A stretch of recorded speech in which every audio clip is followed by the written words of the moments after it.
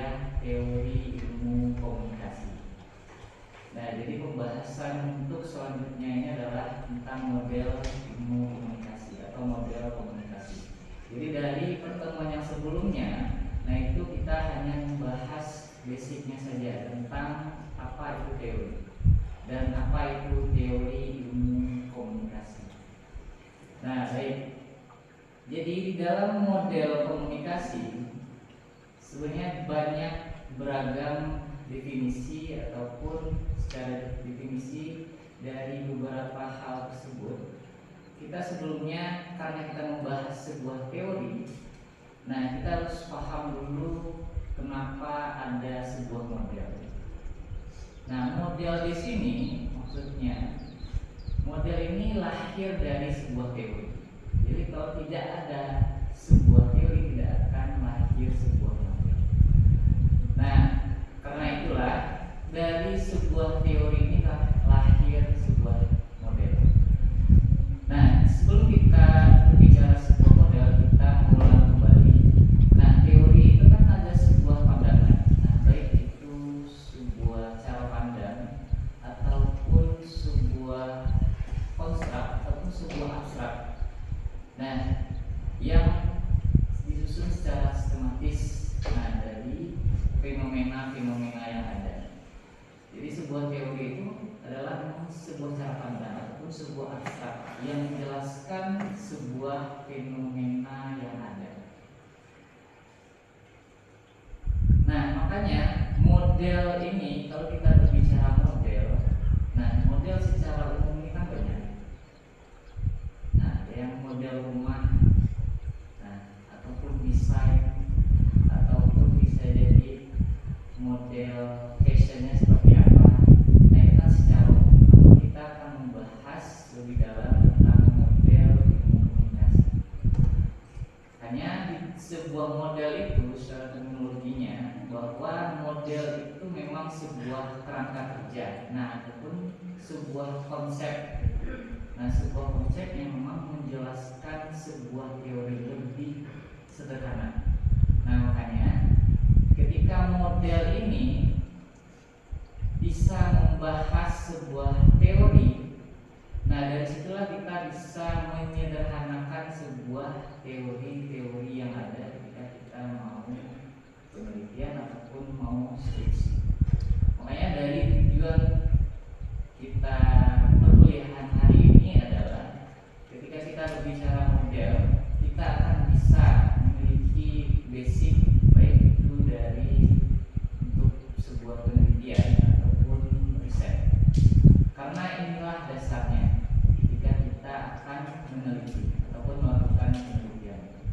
Makanya model-model secara teoritis itulah dari ilmu komunikasi itu digunakan memang untuk mengekspresikan sebuah definisi komunikasi ataupun proses-proses komunikasi. Makanya di situ ada komunikatornya, ada pesannya, ada komunikannya, ada efek dan ada feedbacknya. Oke, di sini mungkin ada yang mau ditanyakan dulu tentang model. Ada? Ada? Seperti udah paham? Biasanya kalau diam itu biasanya sudah paham biasanya. Nah, kita masuk model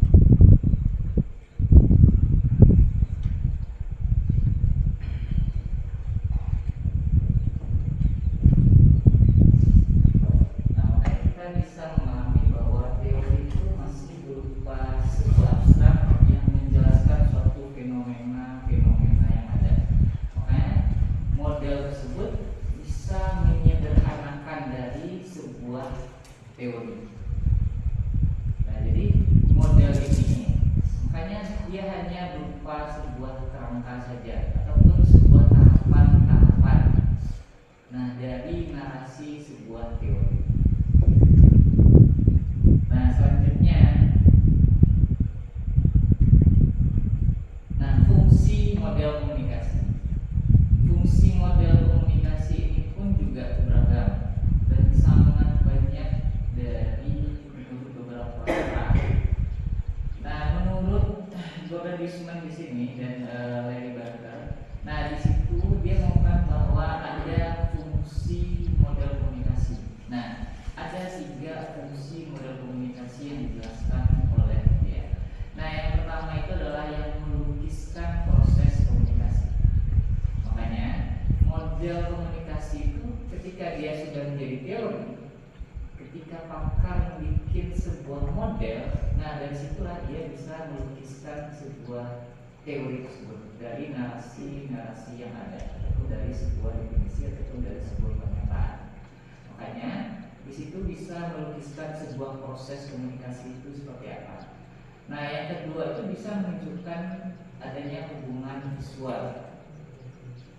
Nah, sama halnya kita lihat berapa banyak tahapan-tahapan teori yang secara visual digambarkan dari sebuah teori. Nah, yang ketiga itu bisa membantu dalam menemukan dan memperbaiki kemacetan komunikasi ataupun miskomunikasi. Nah, teori-teori di sini makanya banyak lahir model-model yang ada menurut para ahli. Sampai sini ada yang ditanyakan tentang model komunikasi? Kalau ada yang ditanyakan tentang model yang lainnya?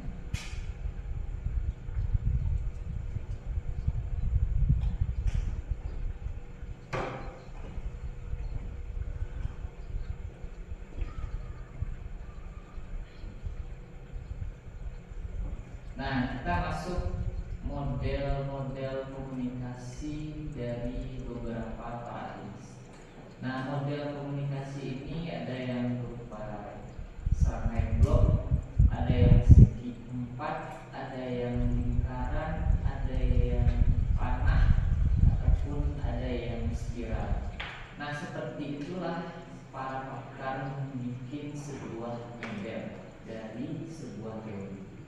Makanya caranya itu memang untuk mengidentifikasi komponen-komponen tersebut. Nah, ataupun variabel-variabel. Nah, dari situlah bisa membentuk sebuah kekuatan dari sebuah komunikasi. Nah, yang pertama itu model ada yang dengan model SR. SR itu adalah stimulus respon.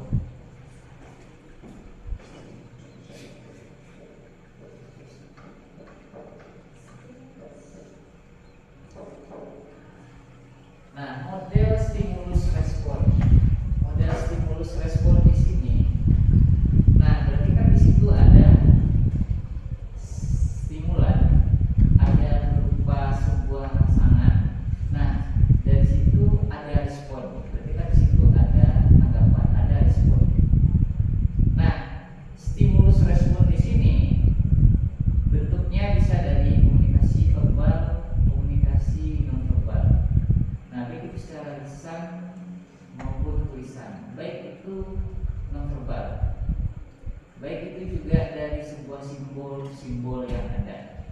Nah, makanya proses ini memang adanya seperti timbal balik. Nah, di situ ada juga memiliki efek. Dalam teori SR di sini, misal contoh kasusnya seperti dalam hal misalnya kalian mendengarkan pidato Jokowi tentang kenaikan harga minyak, harga BBM.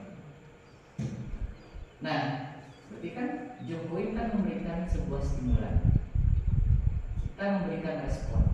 Respon kita itu seperti apa? Misal kaget, atau kita nggak terima, atau kita mau aja, atau kita menerima dengan pasrah saja gitu kan, dengan pidato Jokowi, apalagi dengan style jaketnya yang berharga berapa gitu kan. Nah itu kan seperti itulah stimulus respon, dan sangat banyak kasus-kasus yang ada. Apalagi kita lihat dengan pidato Prabowo. Nah pidato Prabowo di sini kan saya kira kita bisa memberikan banyak respon harusnya. Nah misal program MDG saja kan. Nah apakah sudah sesuai? Apakah sudah memang memenuhi kecukupan gizi anak-anak? Dan tidak semuanya, malahan ada guru-guru yang tidak terima karena dia tidak mendapatkan makan gratis, ya kan? Nah, sampai guru nggak terima dengan mendapatkan makanan gratis, kok hanya siswanya saja, kan? Kan guru-gurunya juga butuh gizi kan, seperti itu. Masa ya yang mengajar nggak butuh gizi, tapi yang menerima pelajaran harus butuh gizi. Nah, sepertilah contoh dari SR atau stimulus respon. Nah, makanya stimulus respon di sini ada memang stimulus respon yang positif, ada yang stimulus respon yang negatif. Nah, yang negatif di sini secara simbol saja. Nah, ketika ada seseorang yang melihat tajam atau menatap tajam kepada kalian, nah kalian memberikan respon seperti apa? Pasti mungkin, kenapa orang ini hanya tajam? Kok tatapannya kok sangat tajam?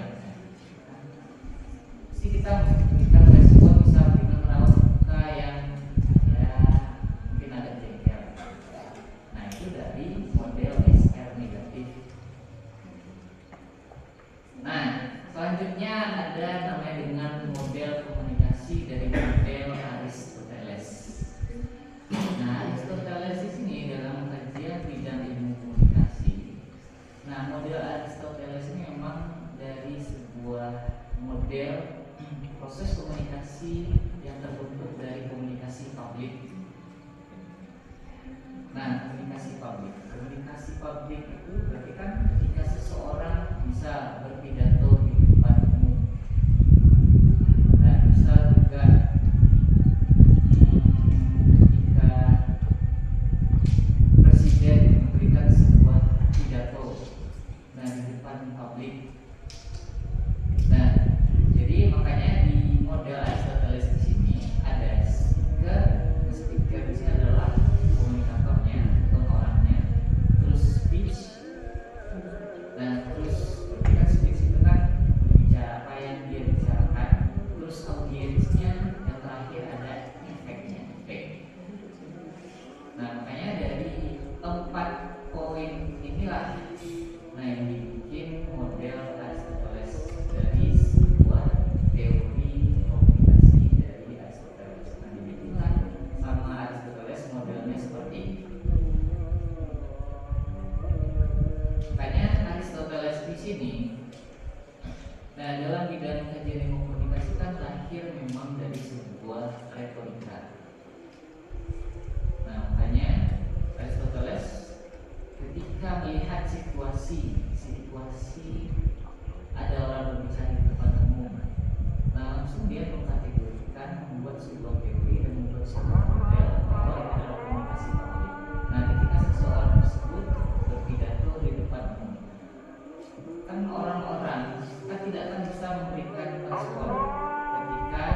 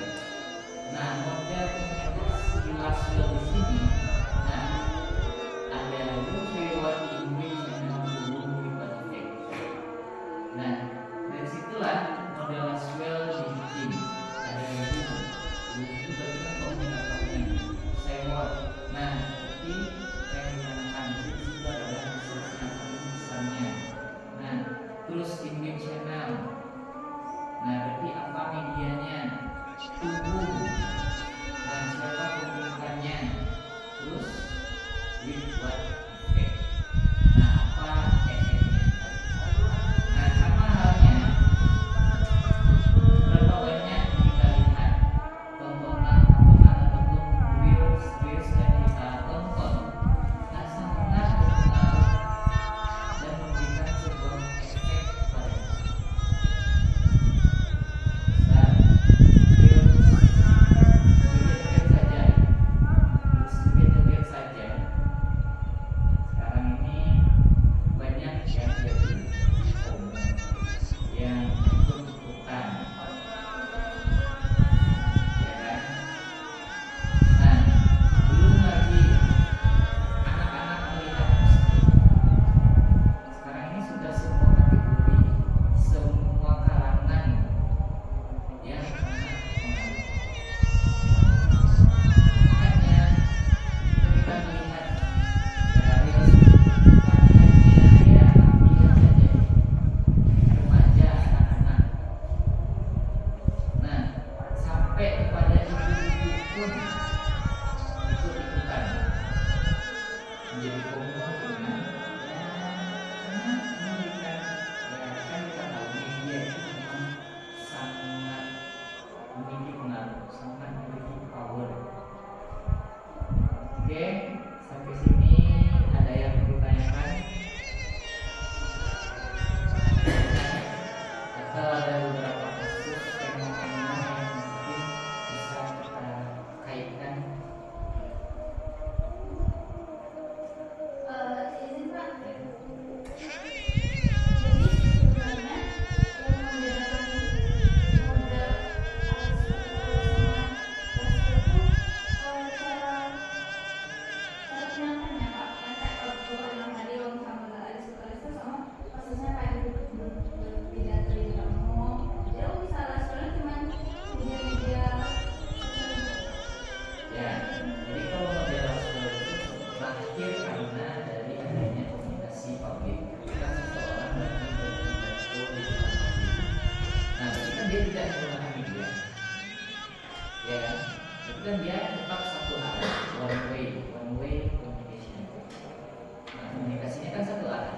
Nah, yang model Laswell pun juga satu arah, one way communication. Cuma model Laswell ini dibikinlah dia ada menggunakan media in-win channel, makanya in-win channel. Nah, kalau model Aristoteles kan hanya speaker, ya kan? Speaker, speech, audience, dan efek. Kan tidak ada medianya. Makanya para pakar itu membuat sebuah teori sangat berpengaruh dari latar belakangnya, situasi, terus fenomena yang ada. Nah, itu sangat berpengaruh sekali ketika dia membuat sebuah teori yang cukup modern. Oke, kalau tidak ada yang mau ditanyakan lagi, sebagai kesimpulan dari pertemuan ini, model komunikasi sangat